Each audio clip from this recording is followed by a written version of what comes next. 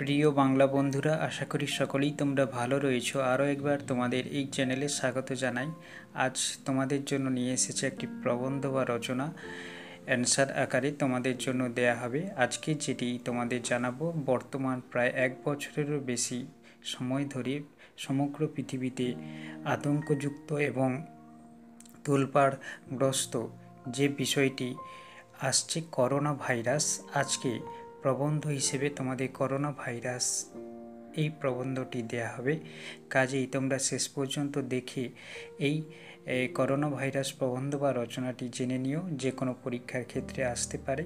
তাই তোমরা অবশ্যই দেখে কেমন লাগলো জানাতে ভুলো না। ভালো লাগলে লাইক দিও এবং বন্ধুদের কাছে এই প্রবন্ধ বা এই রচনাটি পৌঁছে দিতে শেয়ার করো। তাহলে চলো আমরা করোনা ভাইরাস এই প্রবন্ধ বা রচনাটি জেনে ফেলি। রচনাটির ভূমিকা বা সূচনা অংশ হিসেবে আমরা প্রথমেই লিখে নেব ছন্দের জাদুকর সত্যেন্দ্রনাথ দত্তের লেখা আমরা কবিতার একটি লাইন, মন্বন্তরে মরিনি আমরা, মারি নিয়ে ঘর করি। এটি লেখার পর সূচনা বা ভূমিকা অংশ হিসেবে আমরা এইভাবে সাজিয়ে নেব, বর্তমান পৃথিবীতে নিজেকে অসীম ক্ষমতাশালী ভাবা মানব সমাজকে এক মাটিতে নামিয়ে এনেছে 125 মাইক্রন ব্যাসার্ধের অতি ক্ষুদ্র নোভেল করোনা ভাইরাস। দ্বিতীয় বিশ্বযুদ্ধোত্তর এক লাফে প্রায় 25 লক্ষেরও বেশি মানুষের প্রাণ কেড়ে নিয়েছে এই মারণ ভাইরাস। এই আছি এই নেই, এই আতঙ্ক বা এই আতঙ্কে ভয়াতুর সমগ্র বিশ্ববাসী। আজও মানুষ এই আতঙ্কের আশঙ্কায় প্রকৃতির কাছে নিজের অসহায়তা মেলে ধরে। এই মারণ ভাইরাসের সংক্রমণের কারণে অতিষ্ঠ আজ অমৃতস্য পুত্রা মানব সমাজ। তো আমরা ভূমিকা বা সূচনা এইভাবে শেষ করলাম। তারপর পয়েন্ট লিখতে হবে করোনা ভাইরাস। এটি লেখার পর এতে আমাদের জেনে নিতে হবে ল্যাটিন করোনা শব্দের অর্থ হলো মুকুট। এটি দেখতে সূর্যের 6টা মণ্ডল। করোনার সঙ্গে মিল থাকায় এই সিঙ্গেল স্ট্যান্ডার্ড RNA ভাইরাসের নাম দেয়া হয়েছে করোনা। পাখিদের মধ্যে 1937 সালে ও মানব শরীরে 1960 সালে এই মারণ ভাইরাসের খোঁজ পাওয়া যায়। মানুষের শরীরে পাওয়া সপ্তম এই শ্রেণীর ভাইরাস S1 S2 দুটি প্রোটন স্পাইক থাকে, যা পোষক কোষকে সহজে আক্রমণ করে। এরপর আমরা পরবর্তী পয়েন্টে আসব, করোনার উৎপত্তি ও অতিমারি। চীন দেশের উহান প্রদেশের এক মার্কেট থেকে এর বিস্তার শুরু হলেও পাঙ্কলিন বা বাদুড় থেকে এটি ছড়িয়েছে বলে বিজ্ঞানীরা মনে করেন। অনেকে আবার এই ভাইরাসকে ল্যাবরেটরি থেকে সৃষ্টি হয়েছে বলেছেন। এই মারণ ভাইরাস অল্প সময়ে সমগ্র পৃথিবীর মানুষের মধ্যে ছড়িয়ে পড়ায় তা অতিমারির আকার নিয়েছে। 2019 সালের 17 নভেম্বর চীনের উহান প্রদেশে এর প্রথম আক্রমণ দেখা যায়। পরবর্তীতে 2020 সালের 30 জানুয়ারি হু এর সম্পর্কে সারা বিশ্বে অবহিত করান ও প্রয়োজনীয় সতর্কতা জারি করেন ও এর নামকরণ করেন কোভিড-19। তো এরপর আমাদের জানতে হবে সংক্রমণের পদ্ধতি। তো করোনা ভাইরাস সংক্রমণের পদ্ধতি যেভাবে হয় আমরা পয়েন্টে ছোট্ট আকারে জানব। গবেষণায় জানা যায় এই ভাইরাস 2 থেকে 14 দিন মানুষের শরীরে থেকে হাঁচি, কাশি, থুতু ও শ্বাসক্রিয়ার সঙ্গে বের হওয়া ড্রপলেট বায়ুতে ভাসমান অবস্থায় আক্রান্ত থেকে শরীরে প্রবেশ লাভ করে। ফুসফুস, ক্ষুদ্রান্ত্র, কিডনি ও মলাশয় প্রভৃতি স্থানে আটকে কোষগুলোকে নিজের দখলে নিয়ে এসে রক্তবাহী শিরার ভেতরে রক্তকে জমাট বেঁধে শরীরে অক্সিজেনের অভাব ঘটায়। তো এরপর আমরা পয়েন্ট করে নেব রোগের লক্ষণসমূহ।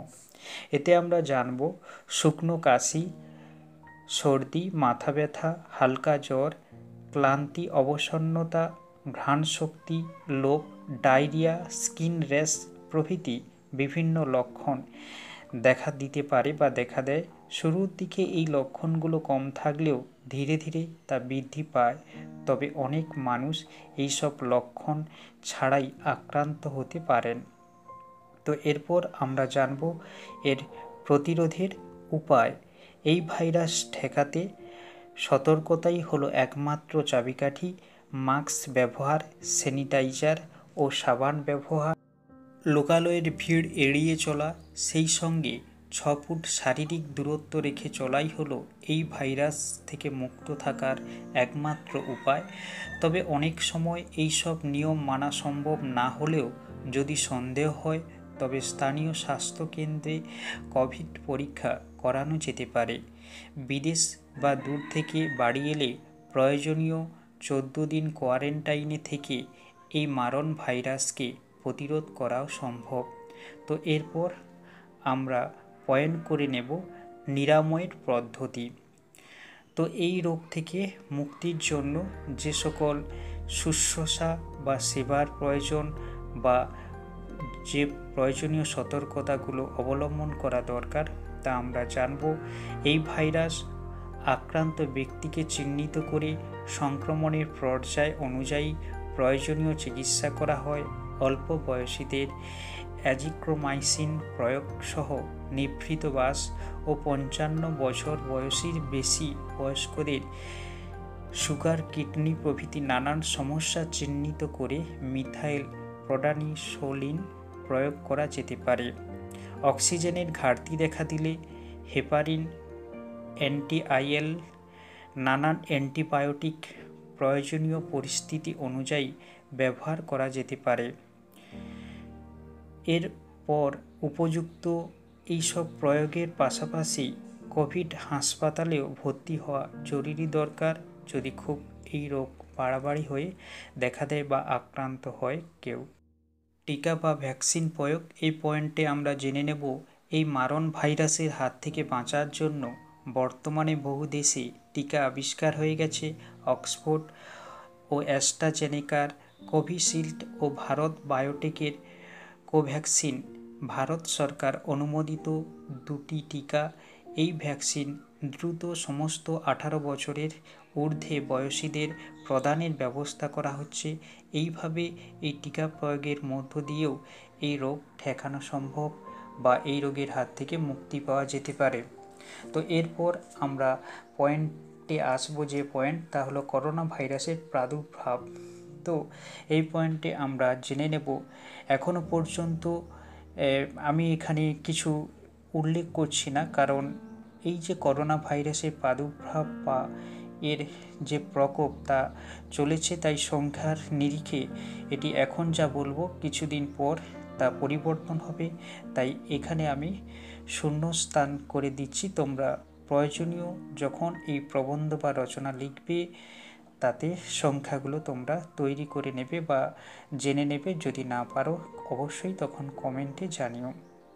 তো এখনো পর্যন্ত এত কোটি মানুষ করোনা আক্রান্ত হয়েছেন, তবে প্রাণ হারিয়েছেন এত লক্ষ মানুষ।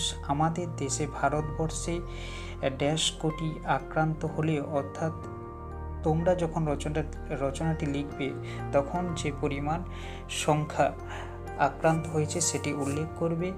মৃত্যু হয়েছে এত লক্ষ মানুষের। পশ্চিমবঙ্গে বর্তমানে এতজন মানুষ আক্রান্ত, অর্থাৎ ওই সময় যতজন আক্রান্ত হবে তোমরা লিখবে। বর্তমানে করোনার দ্বিতীয় ঢেউ, দৈনিক সংক্রমণের মাত্রা অনেক বেশি। তো এরপর আমরা চলে আসব এই করোনা ভাইরাসের প্রভাব এই পয়েন্টে, কারণ এর করোনা ভাইরাসের প্রভাব স্বাভাবিক জনজীবনকে বিঘ্নিত করে, সেটি আমরা জানব। এই পয়েন্টে তোমরা লিখবে করোনার সেকেন্ড ফেজে সংক্রমণের মাত্রা বৃদ্ধি পাওয়ায় সরকারের তরফ থেকে লকডাউনের মতো পদক্ষেপ নেওয়া হয়েছে। ফলে দেশীয় অর্থনীতি ভীষণভাবে ক্ষতিগ্রস্ত হয়েছে। শিক্ষাক্ষেত্রে শিশুরা পিছিয়ে পড়েছে। কাজ হারিয়ে অনেক মানুষ অবসাদে ভুগতে শুরু করেছে। এইভাবে নানান সমস্যায় জর্জরিত হয়েছে এই করোনা ভাইরাসের প্রভাবে জনজীবন। তো এরপর আমরা একেবারে এই রচনার শেষ অংশে চলে আসব। উপসংহারে ভারতবর্ষে করোনার নতুন স্ট্রেন দেখা দিয়েছে, যা খুবই চিন্তার বিষয়। তবে ভ্যাকসিন একে দমন করবে বলে অনেকেই আশাবাদী হলেও বিশেষজ্ঞরা পূর্ণ প্রতিশ্রুতি দিতে পারছেন না, কারণ এই ভাইরাস দ্রুত পরিবর্তনশীল। সে কারণেই করোনা এখন নিয়ন্ত্রণের বাইরে। তবুও বলা যায় যে একদিন ঝড় থেমে যাবে, পৃথিবী আবার শান্ত হবে, আর তার জন্য প্রথমবারের মতো উপযুক্ত স্বাস্থ্যবিধি, পরীক্ষার হার বাড়ানো, লকডাউনের মাধ্যমে করোনার চেন ভাঙা, মাস্ক ব্যবহার, সাবান, স্যানিটাইজার দিয়ে নিয়মিত হাত ধোয়া ও পরিষ্কার পরিচ্ছন্ন থাকা এবং নানানভাবে এইভাবে সকলের সম্মিলিত প্রয়াসে করোনার অতিমারি দূর করা যায় এবং সমগ্র ভারতবাসী তখন বলতে পারবেই, থাকবো না গো বদ্ধ ঘরে, দেখবো এবার জগৎটাকে, কিংবা ভারত আবার জগত সভায় শ্রেষ্ঠ আসন লবে। এই হলো তোমাদের করোনা ভাইরাসের প্রবন্ধ বা রচনা। এই রচনাটি ভালো লাগলে অবশ্যই কমেন্টে জানিও, বন্ধুদের সঙ্গে শেয়ার করো। চ্যানেলের নতুন কিংবা প্রথম হলে চ্যানেলটি সাবস্ক্রাইব করে নিয়ে বেল আইকন প্রেস করো। সবাই ভালো থেকো। আবারও অন্য কোনো টপিক নিয়ে, অন্য কোনো ভিডিও নিয়ে চলে আসছি।